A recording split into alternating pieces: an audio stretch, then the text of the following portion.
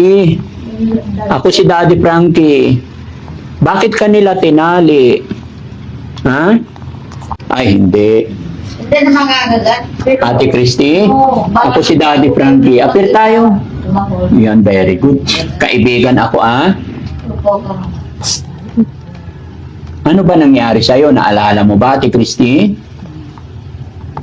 Ha? Anong pangalan ng asawa mo? Ha? Alam niya. Anong pangalan ng asawa mo? Ha? Ay, ito mga kababayan ng sitwasyon ni Ate Christy. Nakakaawa kasi nakatali. Sana man lang na kahit hindi nakatali, ano, gawan na lang siya ng kwarto para hindi nagmumukhang aso. Sabi ko na ba, may gusto ko nung may papagawaan ng higanan sa Opo. niya. Wala kami nagawa. Wala kayo. Ate Christy, anong pangalan ng anak mo? Ha? Sabi mo hindi ka pa kumain. Anong gusto mong ulam? Hmm? Sagot ka na. Ate Christy, anong pangalan ng asawa mo? Ha? Okay ka lang? Ano pangalan ng asawa mo? Tulungan kita. Ha? Ha? Ako si Daddy. Ha? Daddy Frankie. Pag sa iyo, Nay, nakakausap naman siya. Opo. Nagsasalita lang siyang mag-isa, ano? Oo. Talagang ganyan. Magsasalita na. Talagang ganito, mulat sa pool? Hanggang walang kausap magsasalita yun. Oo. Pero bakit ayaw mo ipag-usap sa akin? Christy, ha? Anong gusto mong ulam? Bigyan kita pambiling ulam, gusto mo? Mga ilang taon na po siya nakakadena, Nay? Ay, matagal na. Matagal na. Matagal na. Pero mas maganda siguro, Nay, no? Total, meron naman siyang kwarto dito, ano? Para hindi siya nakatali. Oh, gusto ko lang din na may ipapagawa ng sarili niyang tiga. May Paano pag nag-CR siya, Nay?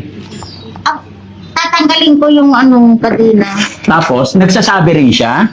Hindi pa. Hindi may isaod na mag-CR na isasaod. Doon sa timba. Opo, ilalagay ko sa CR yun. Doon siya tatae. Opo, pag-ugas na. Kawawa naman yung sitwasyon niya, Nay. Nakatakadena lang talaga, ano? Opo, talagang marami ng tao na magsabi ng kawawa, sabi sa Oo. akin. Pero wala kang magawa. Wala akong nagawa. Sabi ko, gusto ko nung may sariling sigaan yan para hindi na itatali, sabi ko. Opo. Pero wala akong nagawa. Ano gusto mong higaan na? Yung papag, ganun? May hawag lang, may mali na. May ipagawa ng Eto na hindi ba yung kwarto na yan? Dapat ganyan, tapos may pintuan, kahit rehas, para hindi na siya nakatali. Opo. Para hindi Para kawawa. hindi na makalabas. Opo. Pero paano, Nay? Halimbawa, hindi siya hinihiling kasi sabi mo, ikaw na lang nag-aalaga sa kanya. Ilan po ba kayo nakatira dito, Nay? Tatlo. Tatlo. Apat. May anak. Yung kung magpuputol ng kawayan, may dalaga, may anak niya. Yung anak niya. Lalaki. Paano yan, Nay? Pag mahina ka na, sino na mag-aalaga kay Christy? Ewan ko, katulan din problema ako. Hindi ko kaya talaga. Magtitis ako talaga mag-aalaga sa, maglaba ako. Bigayan ko ng pagkain. Ganon din yung gagawin ko. Maghanap ako ng ulaman natin. Bulbulong ng dahon ng kangkong, saka palaya, saka tilbos ng kamutin. Wala akong nagawa na ako, wala akong na ano na kuha. Inasin na lang sa katuyo. Asin lang ang ulam. Mm. Nay, gaano kahirap mag-alaga ng ganyan? Talaga mahirap ako talaga. Mahirap. Kalalo matanda na ako talaga. Kawawa ako no. Alam mo yun, Frank, no, Chen, bibigayan ko. Yung luha ko, baka wala akong ibigay ang ulam natin. Talagang iiyak ako. Umiiyak ka po. Iiyak ako talaga. Sabi ko, tis ka anak, wala tayong pira. Gusto mo ng inasal, gusto mong tuyo, sabi ko. Hmm. No, Nay, gaano kadalas na wala kayong ulam? bibigayan ko ng lugaw. Gusto mo lugaw? Wag lugaw tayo, wala tayong bigas. Hmm. Di, isandukan ko ng 2 takal ng lugaw. Bigayan yun niya ako, anay, kulang. Hmm. Bigay sa akin. Sige, yung pagkain ko, ibigay ko na. Busin mo sabi ko. Oo. Kahit yung pagkain mo, ibibigay mo na lang Bibigay sa ko lang. Kawawa yung anak ko talaga. Hmm. Hanggang hindi ako nakakain. Kahit hindi ka na kumain. Bakit hindi ko nang kumain? Bigay ko na. Yung mga kapatid niya, hindi ba siya nabibigyan? Sabi mo, bali siyam. Malayo nang nakatiran sila kasi Saan sila? sa sa Laguna. Hmm. Pero may magbibigay ra pero malayo pero may anak sila. May anak din sila. May anak din sila. Mahirap yung buhay nila sa yung harapan nila binatog. May mais. Ayun, hanap buhay nila, nagtitinda ng mais. Mais. So, ibig sabihin, may income din araw-araw na eh. Sana padalhan kanila kahit pambili ng bigas, buwan-buwan. Wala na. Magpadala ng 500, ganun din. May anak sila. Mahirap din lang sila. Mahirap din sila. Okay. Nang talagang yung anak ko, talagang mahirap din sila. Oo. Sige, Nay, no? Wag lang tayong mawala ng pag-asa, Nay. Nararamdaman ko po yung nararamdaman mo, Nay. Napakahirap na nga ang buhay. Opo. Tapos nagkaroon pa tayo ng anak na alagain. Opo. No? Ipag-pray lang natin parati. Hayaan nyo po, nandito ang Team Daddy Frankie. Ba kung ano ang pwedeng maitulong namin sa pagbabalik namin, no? Salamat. Nay, naka-video po tayo, ha? Opo. I-upload po namin ito sa YouTube, tsaka sa Facebook. Opo. Okay lang po ba? Opo. Okay lang sa mga anak ninyo? Walang problema?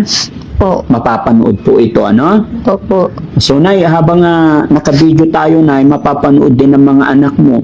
Ano po ang mensahe mo sa mga anak mo para mapadalahan din nila yung kapatid nila kahit pagpa 500? Siyempre, para din sa nanay nila, na alam ko yung nararamdaman mo, Nay, na gustong-gusto mong pakainin yung anak mo. Tapos wala kang pera, wala nang bigas. Walang bigas. Yung sa barangay, nagbibigay sila ng ayuda. Sila nang kakainin Ayun ang pagkain nyo. Opo. Wala po ba kayong pension dito, Nay, senyor? Magbibisyon ako ng 3 buwan, 3,000 yata. Opo. Pero magsasawd na kami susunod ng buwan ng Pero kulang yun, madalang yun. kulang. Pati yung bubong, ang dami ang nambon, malakas ng ulan. Oh. Ayan, marami nang isasaod ko sa nabasa yung damit niya. Tumutulo na. Tumutulo yung tubig. Sige, Nay, harap ka dito, Nay, para makita ka sa camera. Tumutulo sa tubig. Marami nang isaod ko sa kabatya, timba. Ganon din yung nasira, tumutulong. Ganon din yung hindi na tumutulong. Pero sino nagpagawa tong bahay nyo, Nay? Ikaw, Sino po? Si Christy. Ay, si Christy ang nakapagpagawa ito. Oh, si Nung nasa Marikina pa siya. Opo, pero hindi lang natapos na nabaliw na. Sayang, napakabait pala talaga ni Christy, ano? Tama, may gikinan to ng pinababa ka to na saka may tapusin na sabi ni yung si Christy tatapusin na ikaw. Ikaw yung nagpagawa yun. Ah, siya ang nagpagawa. Opo. Sige, Nay. Total, syempre, ganyan na yung nangyari kay Ate Christy. Wala na tayong magagawa kundi alagain. Okay. Kaya nang sinabi ko, mapapanood po ng mga anak niyo po ito. Ano ang mensahe mo po? Anong sasabihin mo sa mga anak mo po? Sabi ko na magpagaling ka anak ko. Yung mga anak mong nasa Laguna at sa Marikina, anong mensahe mo sa kanila? Sabi ko, magbibigay kayo anak ka, wala kami nang ibibili ng ano. Magbigay sila 500, Gcash na 500, 400, ganun din. Nagbibigay din. Pero alam palanang yung Hindi parati. hindi na parati nang magbigay kasi may anak sila. May anak din sila. Magpapaaral rin ng anak niya. Buti na may lupa kayo, may bahay, no? Wala kami lupa. Ay, ito, kaninong lupa to? Gobyerno yun. Gobyerno pa rin to. Oo. Yung naglaha na, yung napatayo na. Dito. Ay, government lahat dito. Opo. Kaya talagang napakahirap ng buhay, no? Wala kaming lupa. Wala. Hindi kami nung magtatanim ng palay. Yung ginagawa ko, malakas yung mata ko. No, magharbisira ng palay doon ay mag-aakot ako nung naiwan ng Nagtutur-tur ka pa, Nay. palay. Opo. Kaya mo pa. Kaya ko, pero ngayon, hindi na ko lang Ngayon, kaya. hindi na. Maasang yung mata ko. Nay, sabi mo wala kayong bigas. May dala ako isang sako dito. Sana makatulong. Salamat. Salamat, ha. Wag. Salamat. Walang ano man, Nay.